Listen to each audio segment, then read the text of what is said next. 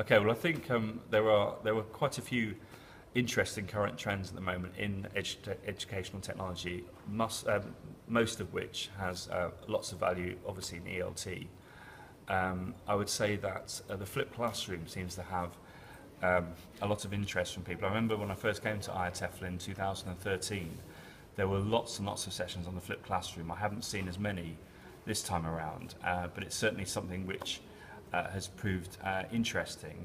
And I think the idea of creating screencasts for grammar practice, or lots of online tools that you can use for flipping the classroom, such as Edpuzzle, Zaption and tools like that, which allow you to give questions on videos that you've then created, so you can test the knowledge of the students having watched the video already, and then see how that impacts on the extended class time you'll have as a result of the fact that the content has already been accessed. So I think flipping the learning in languages in particular is very interesting.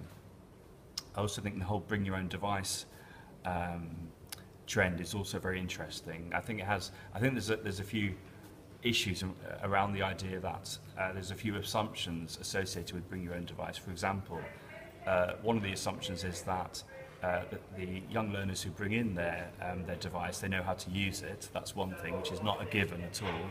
And secondly, most importantly, in a way to do with the work that I do, which is training teachers on using technology, is there's the assumption that teachers will know how to troubleshoot every single device that they come across, that the young learners bring in. And I think that is very challenging, to say the least.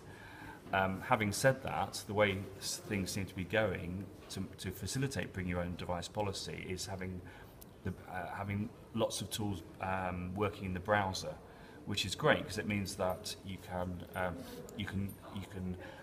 roll out different ideas that will work in everything.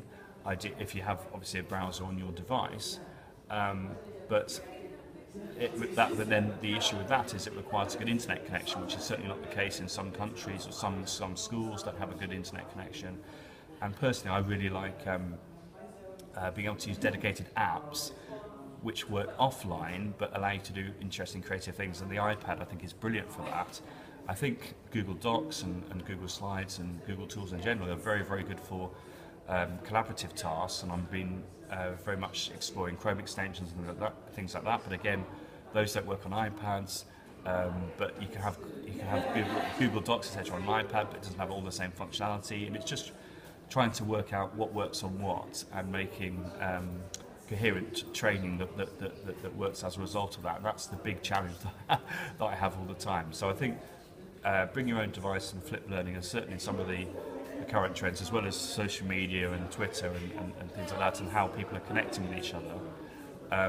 And I think also gaming and Minecraft and things like that, which I've not done as much research on, but I know some people have done some amazing work. I saw a very good Minecraft session yesterday actually, but there's a guy, Kieran McCormack in Ireland, who's a Apple's distinguished educator, who's done the most interesting work I'm aware of on Minecraft. So he mirrored his iPad screen onto his Mac, recorded his children walking through the environment they'd created in Minecraft, saved that to his computer, got them to do a voiceover over the top and then describing what was happening, and then import that into Book Creator, which is a cross-platform app for creating books, unsurprisingly, and he got them to then do some creative writing based on the video, which I just thought was absolutely fantastic. So those are some of the current trends I'm interested in, but who knows what might happen in 1 year, 2 years' time. You know, one could be described as a fool, I think, if you tried to predict the future,